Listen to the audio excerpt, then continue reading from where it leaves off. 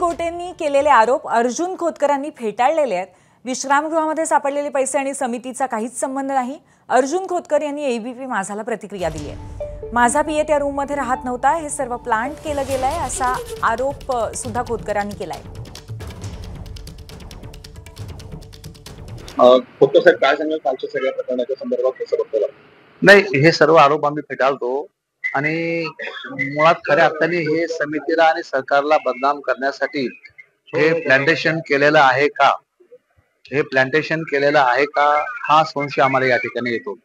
आणि मला असं वाटतं की त्यांच्या आरोपामध्ये कुठलंही तथ्य नाही आणि त्यांची ही जुनी सवय अशा पद्धतीने आरोप करायचं आणि शासनाने समितीला बदनाम करायचं। त्यामुळे या आरोपामध्ये कुठलंही तथ्य नाही आणि आम्ही सर्व आरोप फेटाळतो।